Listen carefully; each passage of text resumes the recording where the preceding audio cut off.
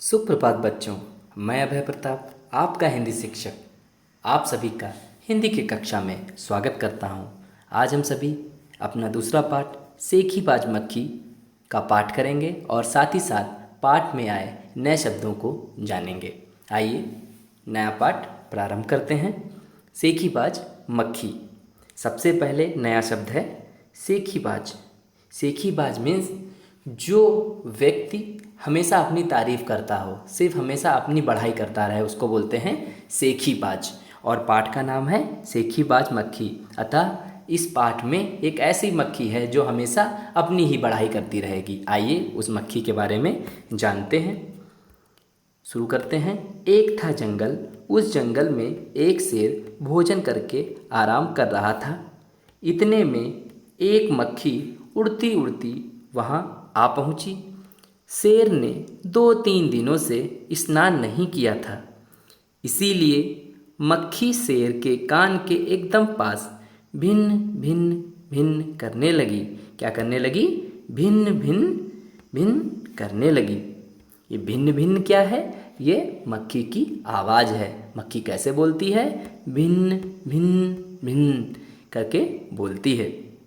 आगे बढ़ते हैं। शेर को बहुत मुश्किल से नींद आई थी। शेर को बहुत मुश्किल से नींद आई थी। उसने पंजा उठाया, मक्खी उड़ गई, लेकिन फिर से शेर के कान के पास भिन भिन शुरू हो गई। अब शेर को गुस्सा आया। अब शेर को क्या आया? गुस्सा आया। जैसा कि आप चित्र में देख रहे हैं, एक शेर सो रहा है और मक्खी उसको परेशान कर रही है। ये मक्खी है, आप चित्र में देख लीजिए, और ये शेर सो रहा है। आगे क्या होता है? वह दहाड़ा। वह क्या किया? दहाड़ा। शेर की आवाज़ क्या होती है? दहाड़ता है। शेर कैसे बोलता है? दहाड़ता है। शेर कैसे दहाड़ता है? वह दहाड़ा। अरे मक्खी, दूर हट, वरना तुझे अभी जान से मार डालूंगा। मक्खी ने धीरे से कहा। छी छी, जंगल के राजा के मुंह से ऐसी भाषा कहीं शोभा देती है? तब क्या हुआ? शेर का गुस्सा बढ़ गया। शेर का गुस्सा बढ़ गया। उसने कहा, एक तो तुम मुझे सोने नहीं देती, ऊपर से मेरे सामने जवाब देती है। चुप हो जा, वरना अभी। ऐसा बोलने पे मक्खी बोली, वरना क्या कर लोगे? मैं क्या तुमसे डर जाऊंगी? मैं तुमसे भी लड़ सकती हूँ। हिम्मत हो तो आ जाओ। इस प्रकार शेर को गुस्सा आया और शेर ने उससे कहा, भाग जा, वरना मैं अभी। और उसे सुनकर मक्खी बोली, वरना क्या कर लोगे? मैं क्या तुमसे डरती हूँ? मैं तो तुमसे भी लड़ सकती हूँ। हिम्मत हो तो आ जाओ। फिर क्या हुआ? शेर आग बबूला हो उठा। शेर आग बबूला हो उठा। एक नया शब्द आया, आग बबूला हो उठा। आग बबूला मतलब ज़्यादा गुस्सा आना। जब किसी को बहुत ज़्यादा गुस्सा आ जाए तो आग बबूला हो गया। जैसे पापा को बहुत गुस्सा आया, इसको अगर दूसरे शब्द में बोलना हो, पापा आग बबूला हो उठे, तो आग बबूला का मतलब बहुत ज़्यादा गुस्सा आना। उसने कान के पास पंजा मारा। मक्खी तो उड़ गई, पर कान जरा छिल गया। मक्खी उड़कर शेर की नाक पर बैठी, तो उसने मक्खी को फिर से पंजा मारा। मक्खी उड़ गई। अब की बार शेर की नाक छिल गई। आप चित्र में देख सकते हैं, ये शेर है, मक्खी बार बार उसके कई शरीर के भागों पे बैठ रही है और शेर पंजा मार रहा है और उसका शरीर छिलता चला जा रहा है और खून निकलने लग रहा है। अब आगे बढ़ते हैं। मक्खी कभी शेर के माथे पर बैठती। माथे मीन्स फोरहेड। माथे मीन्स फोरहेड। कभी गाल पर, गाल मीन्स चीक्स, तो कभी गर्दन पर, गर्दन मीन्स नेक। आगे बढ़ते हैं। शेर पंजा मारता और खुद को घायल करता जाता। मक्खी तो फट से उड़ जाती। मक्खी बार बार उसके किसी भाग पे बैठती, कभी नाक पे बैठती, कभी गाल पे बैठती, कभी माथे पर बैठती, और शेर अपना पंजा मारता, उससे उसका वो भाग छिल जाता। अंत में शेर ऊब गया। ऊब गया मतलब बोर हो गया। ऊबना का मतलब हो जाता है बोर हो गया। वो उससे ये पंजा मारते मारते बोर हो गया, फ्रस्ट्रेट हो गया और थक गया। क्या हो गया? थक गया। वह बोला, मक्खी बहन, अब मुझे छोड़ो, मैं हारा और तुम जीती, बस। और आखिरी में शेर हार मान गया और उसने कहा, मक्खी बहन अब मुझे छोड़ो, मैं हारा और तुम जीती बस। मक्खी घमंड में चूर होकर उड़ती उड़ती आगे बढ़ गई। घमंड मीन्स प्राउड, घमंड मीन्स प्राउड। उसको बहुत ज़्यादा घमंड हो गया, वो बगल में बिल्कुल ओवर कॉन्फिडेंस हो गई और उड़ती उड़ती आगे बढ़ी। सामने एक हाथी मिला, सामने एक हाथी मिला।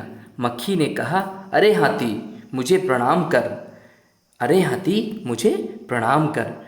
नया शब्द आया प्रणाम। प्रणाम मीन्स नमस्ते, नमस्कार। नमस्कार नमस्ते का दूसरा शब्द हिंदी में क्या है? प्रणाम। अरे हाथी मुझे प्रणाम कर, मैंने जंगल के राजा शेर को हराया है, इसीलिए जंगल में अब मेरा राज चलेगा। उसने कहा कि मैंने शेर जो राजा है जंगल का, उसको हरा दिया है, इसीलिए अब मेरा जंगल में राज चलेगा। हाथी ने सोचा, इस पागल मक्खी से बहस करने में समय कौन बर्बाद करे।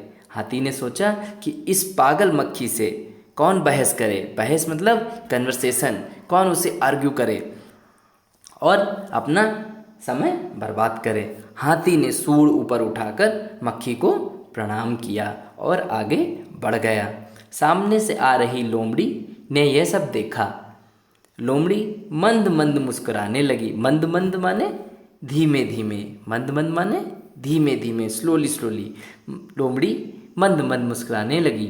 इतने में मक्खी ने लोमड़ी से कहा, अरे ओ लोमड़ी चल मुझे प्रणाम कर, मैंने जंगल के राजा शेर और विशालकाय हाथी को भी हराया है। किसको हराया है? जंगल के राजा शेर को और विशालकाय। विशालकाय मतलब बहुत बड़ा। जब कोई व्यक्ति, कोई भी वस्तु बहुत बड़ी हो तो उसको हम क्या बोल सकते हैं? विशालकाय। हाथी बड़ा होता है तो इसीलिए हाथी के लिए प्रयोग किया जाता है विशालकाय। तो मक्खी ने कहा कि मैंने अभी अभी जंगल के राजा शेर को और विशालकाय हाथी को भी हरा दिया है, तो तू भी मुझे प्रणाम कर। आगे क्या होता है? लोमड़ी ने उसे प्रणाम किया, फिर धीरे से बोली, धन्य हो मक्खी रानी, धन्य हो, धन्य है आपका जीवन और धन्य है आपके माता पिता। उसने कहा कि हे मक्खी रानी, आप धन्य हैं, आपके माता पिता भी धन्य हैं, आप बहुत महान हैं। लेकिन मक्खी रानी, उधर वह मकड़ी दिखाई दे रही है ना, आप चित्र में देख सकते हैं कि एक मकड़ी का जाला आपको दिखाई पड़ रहा है। तो उसी लोमड़ी ने कहा, लेकिन मक्खी रानी, उधर वह मकड़ी दिखाई दे रही है ना, वह आपको गाली दे रही है। गाली मतलब बैड वर्ड्स, उसकी जरा खबर लो ना। यह सुनकर मक्खी गुस्से से लाल उठी। अब मक्खी गुस्से से लाल उठी। मक्खी बोली, उस मकड़ी को तो मैं चुटकी बजाते ख़त्म कर देती हूँ। यह कहते हुए मक्खी मकड़ी की तरफ झपटी और मकड़ी के जाले में फंस गई। मक्खी जाले से छूटने की ज्यों-ज्यों कोशिश करती, त्यों-त्यों भी अधिक फंसती गई। मक्खी जाले से छूटने की ज्यों-ज्यों कोशिश करती गई, त्यों-त्यों और भी अधिक फंसती गई। अंत में वह थक गई, हार गई। एट लास्ट मक्खी भी थक गई, जैसे शेर थक गया था और हार गई। यह देखकर लोमड़ी मंद मंद मुस्कुराती हुई वहाँ से चलती बनी। और इस तरह से मक्खी का जो घमंड था वो चूर हो गया। इस प्रकार से इस कहानी से हमको क्या शिक्षा मिलती है? इस सेखीबाज मक्खी कहानी से हमको यह शिक्षा मिलती है कि हमें कभी भी अपनी किसी भी चीज़ पे घमंड नहीं करना चाहिए, क्योंकि क्या पता कोई हमसे ज़्यादा विद्वान हो, कोई हमसे ज़्यादा बुद्धिमान हो। जिस प्रकार मक्खी ने शेर को हरा दिया था, क्या वो हर किसी को हरा सकती है? नहीं। इसी प्रकार ये कहानी हमको यह शिक्षा देती है कि हमें कभी भी अपनी किसी चीज़ पर भी घमंड नहीं करना चाहिए। आशा करता हूँ कि आपको यह पाठ और पाठ के नए शब्द समझ में आ गए होंगे। अगर अभी भी कोई भी नया शब्द आपके दिमाग में हो या आप पूछना चाहते हो या आपको नहीं समझ में आया है तो आप कमेंट बॉक्स में उसे पूछ सकते हैं। आज के लिए इतना ही। धन्यवाद।